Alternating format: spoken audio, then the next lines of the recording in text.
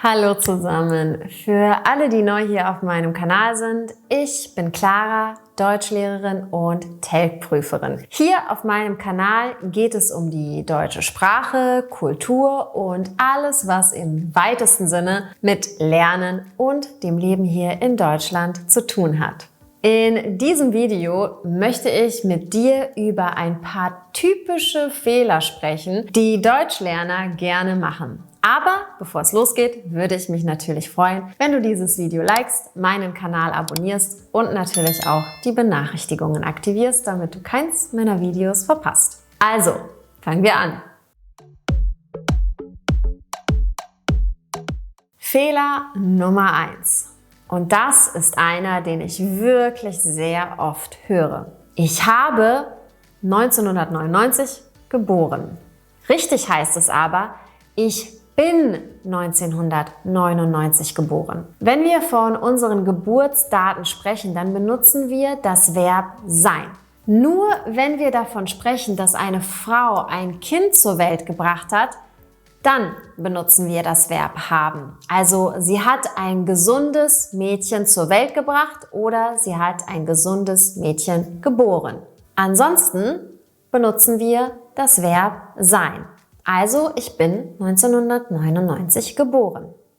Fehler Nummer 2. Mein Mutters Auto ist neu.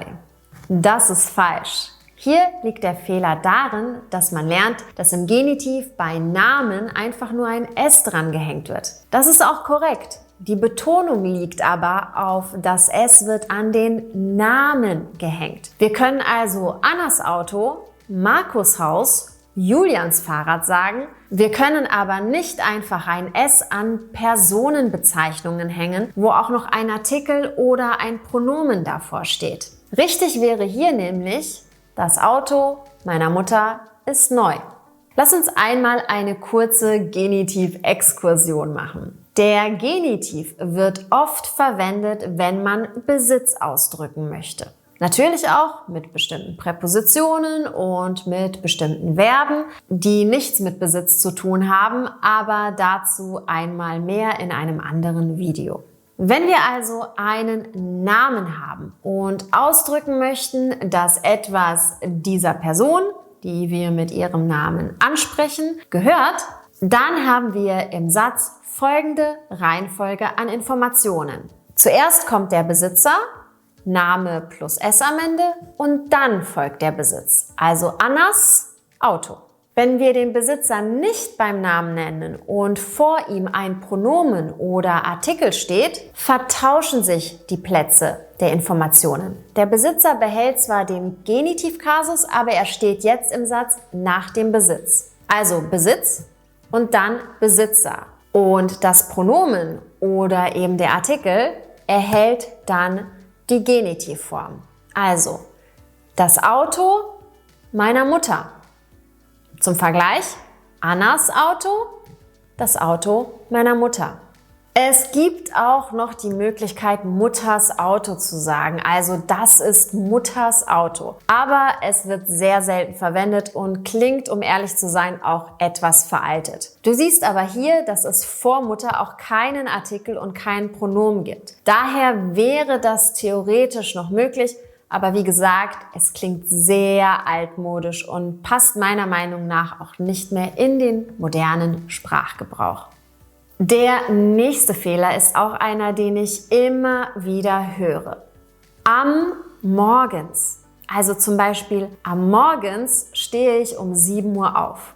Das ist falsch. Richtig ist am Morgen oder einfach morgens. Wenn wir die Präposition am benutzen, dann können wir nicht noch ein S an die Zeitangabe hängen. Wir müssen uns also entscheiden. Wir sagen dann entweder am Morgen stehe ich um 7 Uhr auf oder morgens stehe ich um 7 Uhr auf, beziehungsweise ich stehe um 7 Uhr morgens auf. Aber Achtung, morgens wird, wenn es nicht am Satzanfang steht, immer mit einem kleinen m geschrieben, während der Morgen ein Nomen ist und daher auch immer groß geschrieben wird. Kommen wir zum nächsten Fehler. Ich fahre in der Stadt. Das ist ein typischer Fehler, der passiert, wenn man die Regel der Wechselpräpositionen nicht richtig oder vielleicht sogar gar nicht kennt. Korrekt wäre der Satz nämlich, ich fahre in die Stadt. Nach einem Verb der Bewegungsrichtung und der Wechselpräposition, in diesem Fall in, folgt der Akkusativ und nicht der Dativ. Wenn du eine genaue Erklärung zu diesem Thema haben möchtest, schaue dir unbedingt mein Video zu den Wechselpräpositionen an. Ich verlinke es entweder irgendwo hier in der Infobox oder unten in der Videobeschreibung. So, jetzt kommen wir zum nächsten Fehler. Wie erkläre ich das nun? Das ist wirklich unangenehm. Egal, wir müssen jetzt den Elefanten im Raum ansprechen, damit ich euch vor einer möglicherweise peinlichen Situation bewahre. Also, der fehlerhafte Satz ist, ich schlafe mit einem Freund. Bitte sagt das nicht, wenn ihr eine Übernachtung bei jemandem meint. Also, ihr besucht einen guten Freund oder eine gute Freundin in einer anderen Stadt und anstatt in einem Hotel zu übernachten, schlaft ihr, Achtung, bei einem Freund oder bei einer Freundin. Hier brauchen wir nämlich also die Präposition bei. Ich schlafe bei einem guten Freund. Wenn ihr nämlich mit sagt, ist das grammatikalisch zwar nicht falsch, hat aber eine ganz andere Bedeutung. Nämlich, dass man intim mit einer Person wird. Ich glaube, ihr versteht, was ich meine. Boah, so müssen sich Eltern fühlen, wenn sie mit ihren Kindern ein Aufklärungsgespräch führen. Darauf erstmal einen Schluck Wasser. Okay, schnell zum nächsten typischen Fehler, den ich schon so oft gehört habe. Sie sind geheiratet. Das ist falsch. Richtig heißt es entweder, sie haben geheiratet oder sie sind verheiratet. Geheiratet ist nämlich das Partizip Perfekt und beschreibt eine Handlung. Also, wir haben letztes Jahr auf Mallorca geheiratet. Verheiratet hingegen ist ein Adjektiv und beschreibt einen Zustand. Wir sind seit 10 Jahren verheiratet. Also unbedingt darauf achten. Weiter geht's. Ein Fehler, der vielen gar nicht wirklich auffällt, ist der Satzbaufehler, wenn am Anfang eine zum Beispiel Zeitangabe steht. Wie in dem Satz. Heute, ich lerne Deutsch. Dieser Satz ist nicht korrekt, denn das Verb steht an der falschen Stelle. Richtig lautet der Satz, heute lerne ich Deutsch. Denn das Verb bleibt, auch wenn das Pronomen und die Zeitangabe den Platz tauschen, immer auf Position 2. Morgen gehe ich in die Stadt. Ich gehe morgen in die Stadt. Jetzt telefoniere ich. Ich telefoniere jetzt. Gestern habe ich Deutsch gelernt. Ich habe gestern Deutsch gelernt. Achtung, hier haben wir das Hilfsverb haben und das Verb im Perfekt, also gelernt. In diesem Fall steht immer das Hilfsverb auf Position 2 und das Vollverb am Ende, wenn wir von einem Hauptsatz sprechen. Diese Regel gilt übrigens nicht nur für Zeitangaben, sondern auch für andere Wortarten am Satzanfang, wie zum Beispiel Adverben wie leider, vermutlich, außerdem, glücklicherweise, bedauerlicherweise und so weiter und so fort. Der nächste typische Fehler ist, eine Präposition vor die Jahreszahl zu schreiben.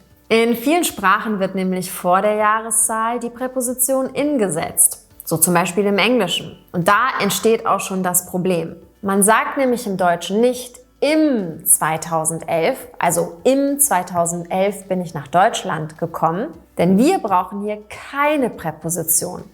Richtig ist dann, 2011 sind wir nach Deutschland gekommen. Oder wenn man die Präposition benutzen möchte, dann mit dem Wort ja. Also ich bin im Jahr 2011 nach Deutschland gekommen. Allerdings klingt das sehr altmodisch und wir verwenden es nur, wenn wir über geschichtliche Ereignisse sprechen. Ich finde es eher komisch, wenn jemand sagt, im Jahr 2011 bin ich nach Deutschland gekommen. Das hört sich nach einer sehr langen Zeit an, die zurückliegt, was nicht der Fall ist. Kommen wir nun zum vorletzten Fehler. Die Familie leben in einem Haus. Auch wenn es sich bei der Familie um eine Gruppe von mehreren Menschen handelt, so ist die Familie ein Nomen im Singular. Die Familie, sie, also Singular. Und daher sagen wir auch, die Familie lebt in einem Haus und nicht leben. Sie ist einfach so, die Familie ist eine Einheit, die aus mehreren Personen besteht, so wie die Hand aus den Fingern besteht. Anders ist es jedoch bei den Eltern. Hier haben wir zwei unterschiedliche Personen und da müssen wir natürlich auch wieder im Plural konjugieren. Meine Eltern leben in einem Haus. Also nochmal zum Vergleich. Die Familie lebt in einem Haus, aber die Eltern leben in einem Haus. Und nun kommen wir auch schon zum Ende mit dem letzten Fehler, der häufig von Deutschlernern gemacht wird. Und der ist: Ich gehe dort. Das ist falsch. Richtig heißt es nämlich, ich gehe dorthin oder dahin. Dort ist nämlich eine Lokalangabe und beantwortet die Frage, wo. Das beißt sich in diesem Satz aber mit dem Verb gehen, denn gehen ist ein Verb, das eine Bewegung oder eine Bewegungsrichtung beschreibt. In dem Fall brauchen wir dann also keine Lokal, sondern eine Direktionsangabe, die die Frage wohin beantwortet. Und diese wäre dann dorthin oder dahin. Also ich gehe dorthin oder ich gehe dahin. Ich komme hierhin oder auch ich komme hierher. Aber ich bin dort, ich bin da, ich bin hier. Also Lokalangaben, dort, hier, da. Direktionsangaben, dorthin, hierhin, dahin. So meine Lieben, damit sind wir auch am Ende des Videos. Welchen Fehler habt ihr auch schon einmal gemacht? Lasst es mich unbedingt in den Kommentaren wissen. Ich bin schon sehr gespannt auf eure Antwort. Ich wünsche euch wie immer viel Spaß beim Lernen und wir sehen uns beim nächsten Mal.